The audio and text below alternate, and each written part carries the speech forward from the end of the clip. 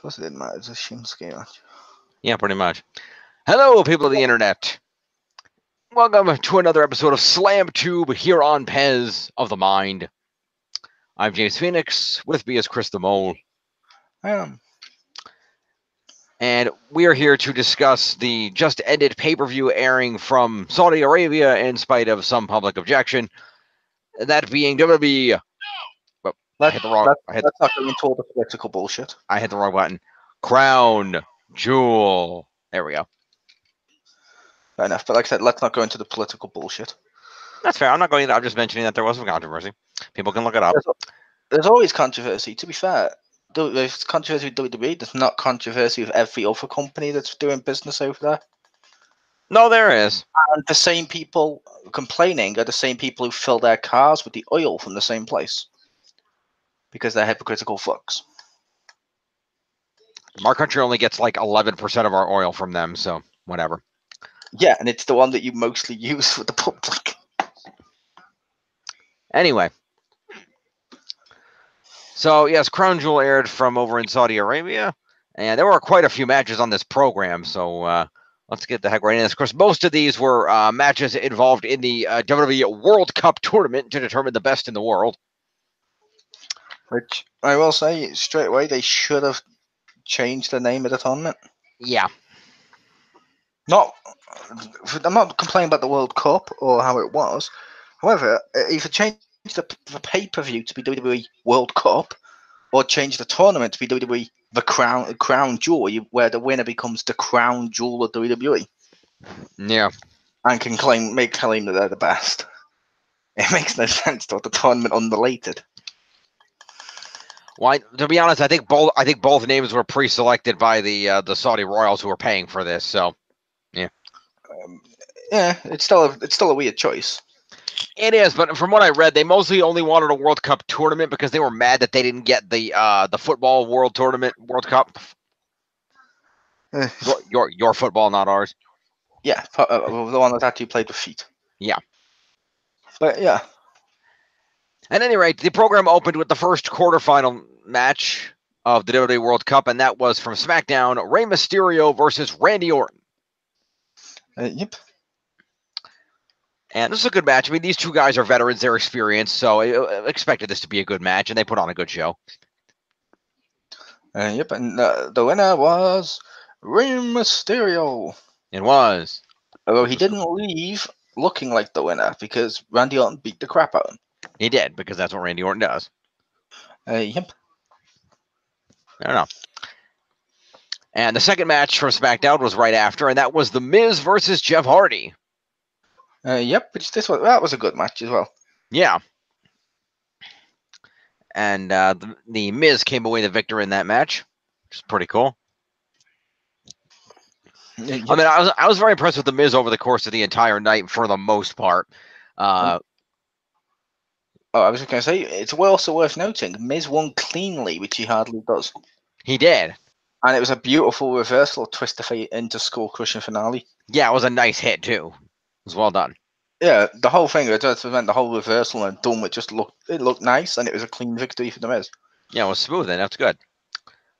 We then follow this up with the Raw quarterfinal matches. The first of which was the Intercontinental Champion Seth freaking Rollins. Haven't you missed a bit? I have. I swear, during this pay-per-view at some point, either before the Randy Orton match or after it, they introduced the host of the event. Oh, yeah, I'm only looking at the match list. I forgot about that. Which is kind of important to mention. They brought back the racist piece of shit. Yes, I believe it was after the Randy Orton match. They introduced the host of Crown Jewel, that being Hulk Hogan. Yep, the racist piece of shit. Which they brought him back. I will just point out, it is hilarious that he came out to a round of applause with the theme song Real American. Yeah. In Crown Jewel. Because I'm just saying in Crown Jewel, because it's worth noting, WWE didn't say where they were doing this most of the night. They just kept saying, here at Crown Jewel. Like, he's like, it's good to be here at Crown Jewel, brother. Yeah. Which, that was fine. Yeah. So, he was there. So, yes, Hulk Hogan showed up and got a huge round of applause in a Middle Eastern Uh, country. And meanwhile, the Iron Sheik was somewhere going, "What the fuck?" To be fair, it wasn't his Middle Eastern country. Let's not be racist. This is true. This is true. They don't all look alike, Jim. But yeah, it's a case of with the Hulk Hogan. It's also worth noting he came back in his red and yellow Hulk Hogan. That's why I said Real America. Yep. Just because before his return to WWE, he's been doing the NWO tour. Oh. With Nash and Hall, where they've been going around in NWO and showing off merchandise and stuff. So some people thought they might bring NWO back at some point in WWE, but it is worth noting for the Crown Jewel, it'd probably better to bring back big face Hulk Hogan for the event. Yeah. It makes sense for like a one-off. Oh look, then you can cheer he's back, get him out the way, and then bring back NWO. Yep, that makes sense. But yeah, so the match that followed was Seth Rollins taking on the replacement for John Cena, who refused to come and participate, and that being Bobby Lashley with his hype man Leo Rush at ringside. Yep. And Seth freaking Rollins came off with a big victory against Bobby Lashley. Yep. Which was very impressive. These two put on a good match also. It is worth noting, we don't know if Cena did refuse to go to the event. That's what everything's reporting. Again, it's what some people are reporting, but when they've asked actual wrestlers like Randy Orton, he said, was Cena even meant to go to it? Does he even wrestle anymore? Was he meant to go to it? Was it Randy Orton? Yes, like WWE on Raw and shit advertised him as part of the tournament, like he was in the advertisements. Yes, but they did a storyline about why he suddenly wasn't in it. They did? They did a whole thing. They did a thing about, oh no, it's not going to be him, it's going to be Lashley, and they did a whole twist story thing on Raw. It wasn't a major story, but it was like they were using Cena just to get Lashley over, which WWE's done that stuff before. We can all see you Wikipediaing right now. No, just looking at the match list. Yeah, because that's what I'm on about. We here, obviously, on Pairs of the Mind, need to stop condoning a load of the lol dirt sheets, because a lot of times they're wrong.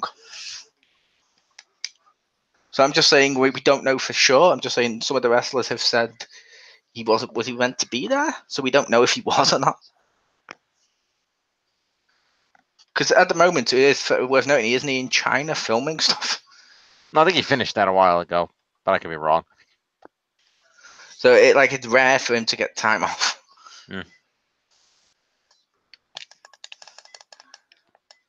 But we had Lashley. Yep. And then he lost to Seth Rollins. He did. Yep. And then we had the fourth World Cup quarterfinal, which had Dolph Ziggler with Drew McIntyre taking on Kurt Angle and beating Kurt Angle in what I would call an upset victory. Yep. Well, kind of, but yes.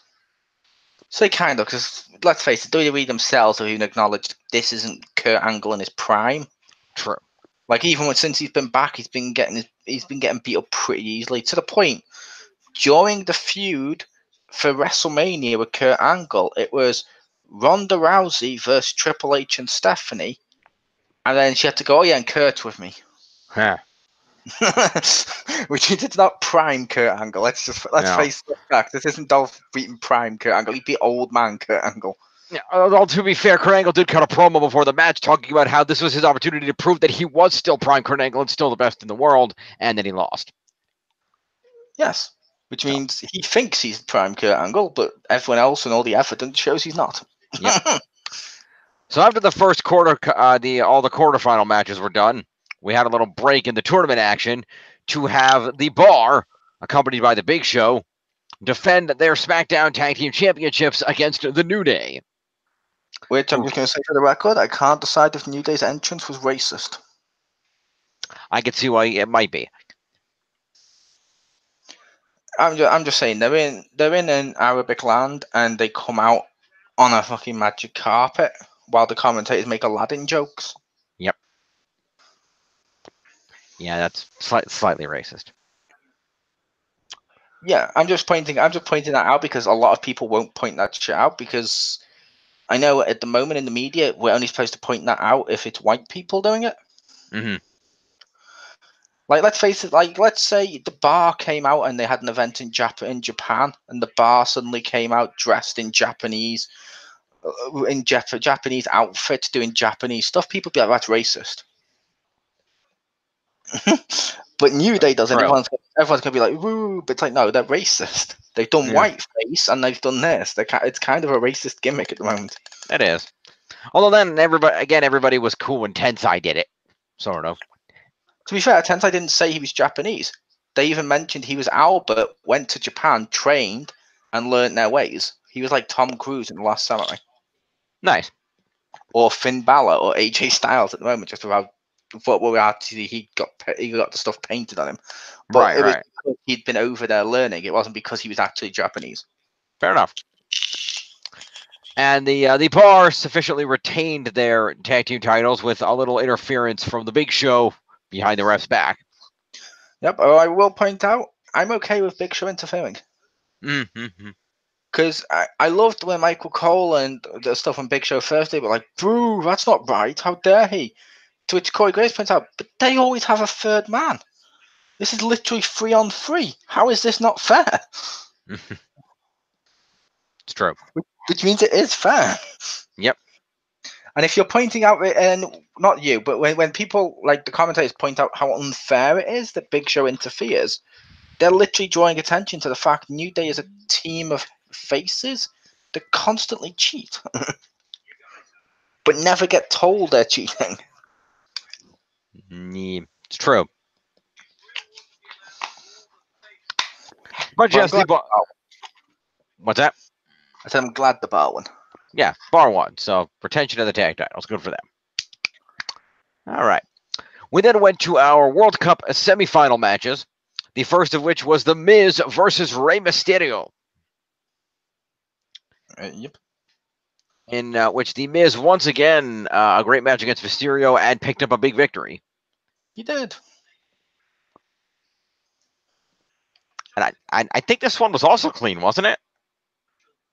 It might have been. Although I don't remember the ending. It's arguable if it was clean. Okay.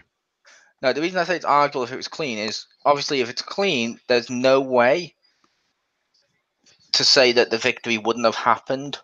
If that makes sense. Uh-huh. Would that victory have happened if Randy Orton had beaten the shit out of Rey Mysterio before his match? That is true. That is true. Which kind of, kind of just makes it slightly. It's a grey area. Yeah. Fair enough. So The Miz moves on to the finals, and we follow that up with the Raw semifinal match of Dolph Ziggler, again with Drew McIntyre, against Seth Rollins. This one surprised me. Yeah, same here. Because I was thinking, oh, okay, Miz won, so it has to be Seth. Yeah, because it would make sense they'd want a heel and a face in the finals, but apparently not. As we will see. Yep. They do, but yes, it's a case of Drew interferes in this one and actually pushes Seth off the top turnbuckle into doom, not sweet chin music. Yep. I'm going to call it sour chin music because it's not as good. I like it. But yeah, into Dolph's version, and then Dolph manages to pick up a victory. Yep. So Dolph moves on to the finals. We then went to our title matches for the evening. We opened up with AJ Styles taking on Samoa Joe for the WWE Championship. Yep, which is a large who cares. Yeah. Because Brian did refuse to go. Yes. He didn't acknowledge that. Yeah. So which is the stupidest thing he could do. Yeah. No, it is the stupidest thing he could do. Why is that? Well, the only reason is, let's face it, because he was okay going there the first time, which means the only reason he doesn't want to go there is because he knows he's going to get some backlash from fans on Twitter, so it's just for a selfish reason. Mm-hmm. It's not because of actual morals, or he wouldn't have gone the first time. If that makes sense. Like, if he really hated the country for what they did, he wouldn't go the first time. Because to thingy, Daniel Bryan's thing, he said he asked to not be in it before the stuff about the journalist came out. Right. Which means all he's done is told WWE he's more concerned with what people think about him than actually doing what's best for the company right when they start to push him for the WWE title. After WWE didn't put him in the title match because they weren't sure if they could trust him. You see what I mean? I don't think it was a wise move on his part. I can understand why he did it. I'm not going to insult him for doing it, but I'm saying from WWE's perspective, it wouldn't surprise me if this stops them pushing him as hard or pushing him as the main event. I could see that. I could unfortunately see that happening. He's only got himself to blame. Yep. But yeah, so Styles defeated Joe once again and retained the WWE Championship. He did. So good for him. And these two always put on a good match. So even though it kind of came out of nowhere and the stakes were just, remember that they don't like each other because Joe was like attacking AJ's family and shit. It worked for what it needed to. Yeah, but I'd argue their matches aren't normally that great. Yeah, I think they're okay.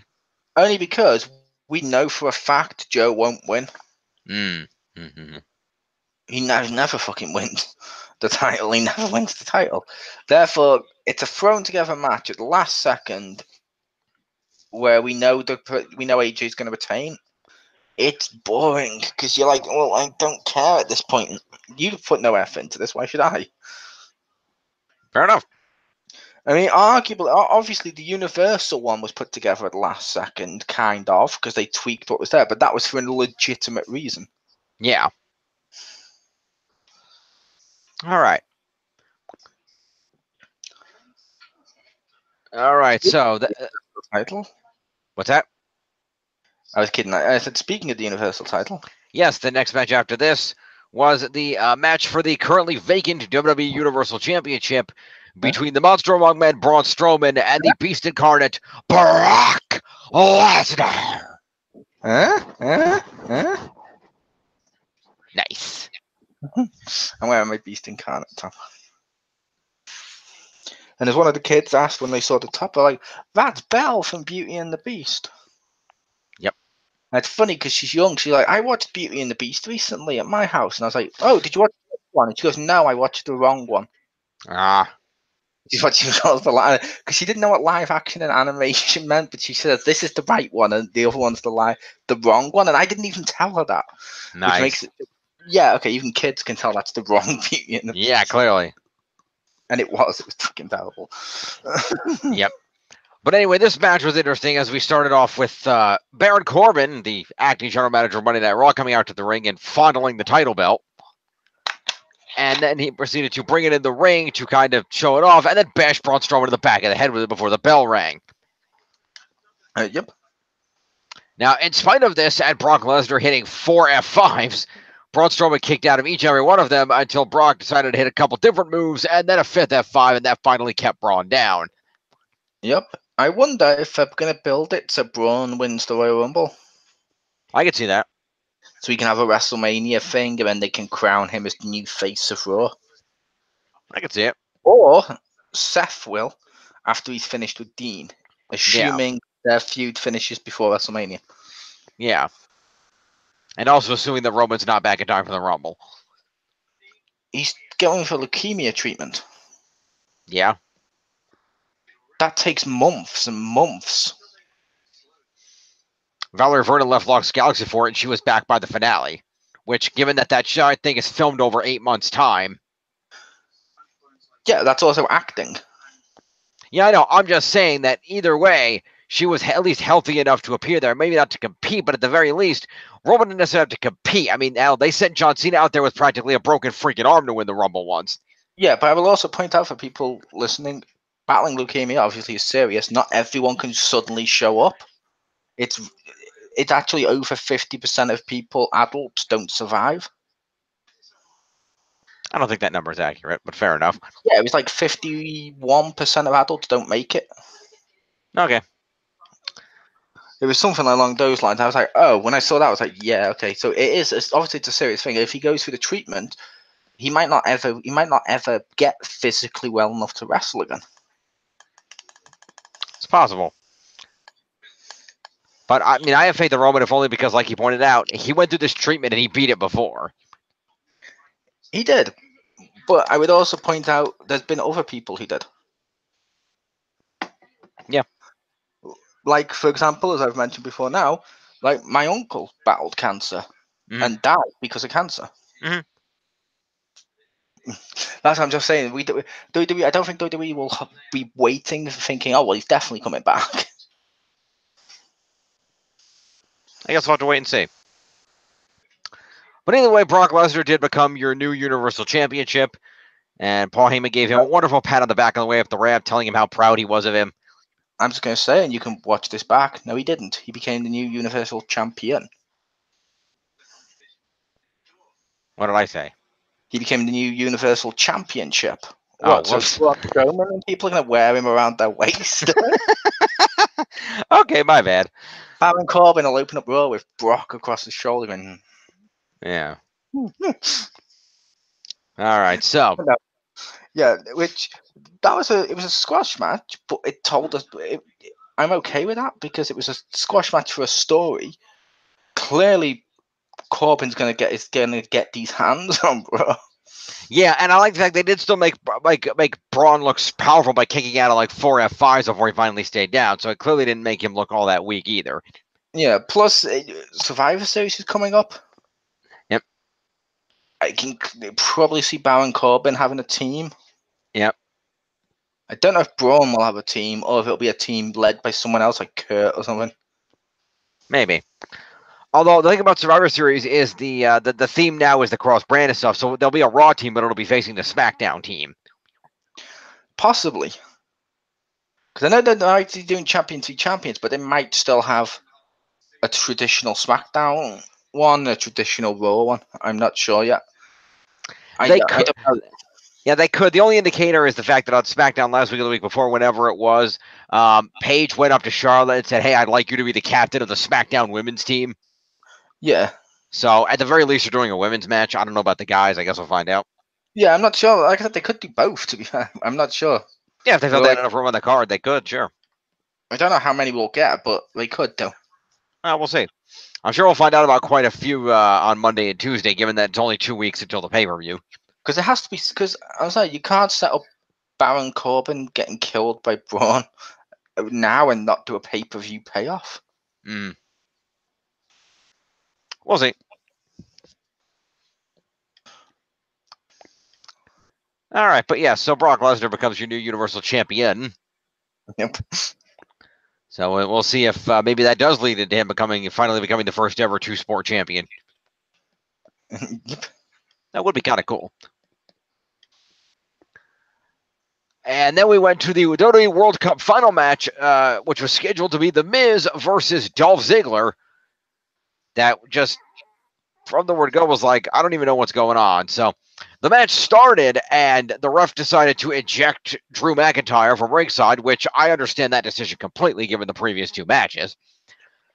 But then after that happened, then The Miz started assaulting Dolph Ziggler before the bell rang. Again, that makes sense for Miz to try to get an early advantage. But then as Miz threw Dolph out of the ring and tried to climb out, he tweaked either his ankle or his knee. I think it was his ankle he tweaked. And he fell over in pain, and he was deemed unable to compete by the referee. Yep. And as a result of this, they were originally going to award Dolph Ziggler the victory in the tournament by forfeit when Shane McMahon kept cutting off the announcer and decided to insert himself into the World Cup final match. Yep. My thought with this is I don't think Miz is injured. No, I don't think so. I think Miz was faking it because, according to Shane, if he'd lost that match, he would have been fired. Interesting question would have been if Shane had lost, would he have been fired? That would be because of the stipulation Shane himself put on there. Yeah, that would have been a good question. I'm almost kind of wondering if maybe they're heel turning Shane, and the revelation is going to be that Shane and Miz playing the whole thing. Possibly, but it would also make sense for him to be face because we got face v heel in the tournament, and they might build up for Miz v Shane, because I can see Miz saying, "Well, I want my trophy back." I can see that, but also the fact that the commentators were just tearing the shit out of Shane for doing this the entire fucking match. Not all. Corey Gray. Yeah, the heel commentator. Nope. As Corey Graves mentioned, the only one that also does SmackDown. True. The Raw ones were pissed that the Raw one deserved his victory, and yet they were like, "No, wait, Shane's putting himself in this. No, this is our victory." They were arguing from the Raw perspective. Yeah, and even Corey Graves criticized it before he realized, and then changed his tune. But yeah, for the overall tone I got, which is even though Shane was celebrating everything, the overall tone to me just felt like this was supposed to be a heel-esque maneuver. So I don't know. I'm not sure. But I would beg the question, because obviously the McMahons made the tournament, came up with it, designed the trophy, and then he gives it to himself. What kind of asshole creates a trophy saying they're the best just to give it to themselves? Who does that? I don't know. Fair enough. But yeah, so after all that, Shane McMahon is apparently the best in the world. Yep. But I will also say, this whole thing, in my opinion, is going to show further what I've said before now about the wrestling community. What's that? I don't mind it, but the online fans are the worst. But the smart people say. But yeah. Yeah. I guarantee you, there's going to be a large portion of them who are going to be okay with Shane McMahon essentially doing this. Probably. But the same people would complain if Stephanie even gave an interview or a speech at Evolution. Yeah. Whereas this is Shane literally saying, "I'm the best in the world. Yeah. I'm awarding myself the title and making it all about me." But yet, if Stephanie does it, the only one who's the woman in power, they will literally slaughter the hell out of her. Yeah. Like, there was even people going, "Oh, before the pay-per-view, going, oh, Evolution's all going to be about Stephanie," when it wasn't. Then they were going, "Oh, Raw's all going to be about Stephanie, congratulate herself," and it wasn't. But they still acted like it was. True. No one's going to give Shane the flack for this as much. They're going to be like, it happened. It's Shane. Yeah. Like for example, like I mentioned, like for example, Stephanie got flack for introducing they were going to do a women's Royal Rumble. Really? And being on commentary, she got loads of flack from internet fans, and they were like, "Boo! Why is she making it all about her? Boo! Blah blah blah." No, not hardly anyone complained that Shane buried Kevin Owens. That's true. And he's meant to be an indie darling with the internet lives. What the fuck? That was unusual. But yeah, we had that. Then we cut to our main event of the evening. Indeed, featuring the reunited D-Generation X in Shawn Michaels' first match in 8 years, taking on the Brothers of Destruction, Kane and The Undertaker. Yep. And I give credit, these guys put on a hell of a match. It was a good match. I mean, that's not a surprise given how good all these guys are known to be and their long experience in the business, but this was just a really good match. I felt this was a great topper for the pay-per-view. It was. I will say it was weird part of the match is Undertaker appeared to be the fastest one in the match. Yeah, he did. That was weird. But it is what it was. Shawn still has the moves and still kept doing, he kept doing the flips. They did all that. Not sure. I'm slightly worried about the Triple H bit. What, the table? Because they didn't clear off all the monitors. He went onto the monitor. You saw it smash and get exposed to the circuit board. Yeah. After that moment, he was he looked like he might be injured slightly. Or he might have hurt himself. Maybe. Although the way the commentators were talking it up, it clearly sounded like it was done intentionally. Well, yeah, it was clearly they were planning to put him through the table. But with the monitors and stuff, the commentators like, "Oh my god, through the table." And the monitors and everything, when they had to sell it. Like I say, "Oh, that shouldn't have happened. Oh, this was a fuck up. Our bad." Whoops. Technically, the fuck up is the Undertaker's for not clearing the table off. He threw one monitor, then Shawn got up too fast because he had to go and punch him. Ah. What should have happened is that during that, either Kane or Triple H should have cleared off the others and at least done a spot where they were trying to put the other one through it. Yeah. Because they did try and put each other through it and then fought Yeah. off. So why did you clear it first? Yeah, when he only cleared part of the table, I assumed that I thought Undertaker was going to take Shawn onto the partially cleared table and just use it as a platform to pick him up for a last ride and last ride him through the cleared table. I thought he was going to stand on it and jump off with a tombstone to the other one. That would have also worked. Yours would be less deadly because my one probably looked like it could have killed him. Like, Yeah. Shawn Michaels in Crown Jewel. I'm not allowed to say the place. Yeah. Which means Kane had the home field advantage. He did. Unknown. It's true. I'm kidding. Kane's meant to be from Death Valley. Yep. Yeah, because obviously he's from the same place as the Undertaker. That would make sense. Yeah. So overall, great match, and DX came out with a victory after 2 sweet chin musics and a pedigree to Kane. At least they had the common decency not to pin the Undertaker again. Mm-hmm. To be fair, going into this, we all said during that Kane's going to eat the pin. Yeah. Who's going to eat the pin? That's got to be Kane. Yeah. Pretty much. Also, where they were, how delicious would it be that they pinned a US politician? That's true. That's not the reason they did it. No. It's also funny that the US politician got a load of praise.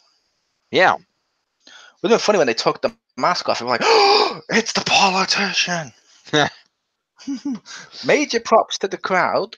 They were into it for most of the crowd were into it for a lot of the night. Yeah. One thing that surprised me, it shouldn't, but it does. It always surprises me every time they go to a foreign country. Mm-hmm. And they replicate the English chants perfectly. True. Like Kurt coming out, you suck. And even Renee's laughing and like, oh, this is universal in every language. You suck. And then during the Undertaker match, you got this is awesome. Yep. This is awesome. And then Shawn Michaels got the you still got it. He did, yeah. To which Shawn Michaels and recreated the Jericho gif I used to use on certain forums when he was like, I never lost it, baby. Yeah. But it was what it was, and it was cool. One thing to note is Renee didn't have a face covering. No. Because I know some people wondering what was going to happen with Renee. She did seem to have a full attire from the neck down. Yeah. But they seemed to leave her face exposed. Mm-hmm. Like they'd reached a middle ground for that, which that was fine. Yeah, that makes sense. Because their feeling with that is they're probably not seeing her as much as if she's in the ring. Or they did show with the commentator, I'm like, that's fine, we'll let it go for this one. But it was what it was. Overall, it was a good pay-per-view. They probably figured, look, they probably went to them and said, look, you have Renee confine. We'll let Renee be on the commentary team, have her wear the outfit, we'll let her face be exposed. Just don't put Carmella's ring gear in the fucking video package again. Yeah. To the point, DX had the dancing chick removed from their Titans run. They did. I was going to point that out before, and then I wasn't sure you noticed that. But yeah, he had that knocked out. Also, because the thing that I said, the reason I say it's weird is I didn't know if they actually watched the wrestling much in Saudi Arabia. I know that's why they're doing this to break it in, but they replicated so many of the chants to the point they even got a "My name is Paul Heyman" chant. Yeah. But it's weird they didn't fucking show Paul Heyman on camera when he cut that. Yeah. I wonder if it's because he's Jewish. Could be. That's a genuine thing, because isn't that why Sami Zayn couldn't go there, or one of the wrestlers? One of them last time, it might have been Sami Zayn, it might have been a different one, said they weren't allowed to be used as much on the TVs and stuff because they were Jewish. I don't know. I know last time Sami Zayn wasn't allowed to go because he was Syrian, and they don't like Syria. Yeah, that's what I said. It might be that one. Yeah. I don't like Syria. Are they more an Alexa fan? I think so. That's such a not offensive joke. Yep. But yeah, so. But it's modern. It is. So that was Crown Jewel. We ended with DX standing tall. I will now the interesting the idea that DX came out with like skeleton looking bandanas like they ripped off the AOP. Yep. Who've ripped up many people doing that. This is true. but it was still cool. And so overall, it was a great, entertaining pay-per-view. They did some interesting, you didn't see coming controversial type stuff to make it interesting. They had a lot of really good one-on-one matches that were just straight up clean matches that ended real well. It was overall a really good pay-per-view. I think they did a good job with it. I like the pay-per-view overall. The only match I could see some people not liking would be the Brock one because of what it was with the squash. But yeah, I argue it's a storyline. And last time, Braun lost to 1F5. Yeah. The fact he kicked out so many kind of makes him look strong. That's what I was saying. Yeah, the fact that he still, despite taking all those F5s, he still managed to climb back in the ring before a 10 count. Yep, although I do have one slight complaint. I will just throw out there as an extra thing for the event. Okay. I reckon Braun should have come out wearing a championship. Okay. Well, last time we were in that country, he won the Greatest Royal Rumble and got the title. Oh, that's right. He should have had the Greatest Royal Rumble belt. Yeah, I forgot about it. He should have won it. At least shown it at some point. Yeah. Just left the ringside. Yeah, that would have been cool. Because they would cheer for it like most because they're the ones that saw him win it. Yeah. And it'd be a great way of getting face heat. Yeah. Because if he holds that up there, they're going to cheer because it's their title. Yeah. But that was unfortunate, but yeah. Yeah. Yeah, overall enjoyable pay-per-view. You got a rating? Yeah, I'm going to give it a thumb up. It was pretty good. It wasn't as solid as it could have been. Yeah. But there was a lot of smoke and mirrors with it. Yeah. Because they used pyro to disguise some of the shortcomings and some, it's Kurt Angle wrestling again. Or, DX and stuff to sort of disguise that some of these matches weren't as good as some other pay-per-views. I feel the last pay-per-view we had of Evolution was better. That's fair. But this is still a damn good pay-per-view, so I'm going to give it a thumb up. Cool. Yeah, I'd throw it an 85. It was definitely a quality pay-per-view. It was enjoyable. I suggest people check it out. Had some faults here and there, but nothing that ruined the show or was super negative. So that's a really good show. And if you have the WWE Network anyway, go check it out. If you don't, sign up now. It's free for new subscribers. Yes, you get a free month. And if you sign up now for that free month, not only do you get to watch the just ended Crown Jewel, but you get Survivor Series absolutely free. And you can go back and watch Evolution. That too. And you can also watch the Hardy's Halloween special. For that, see a review here. Yeah. But don't watch that. It's terrible. Fair enough. Although they did advertise it after the pay-per-view. That doesn't make it good. No. But fair enough. So we will see you all next time for some great videos coming up in November. Peace. Peace.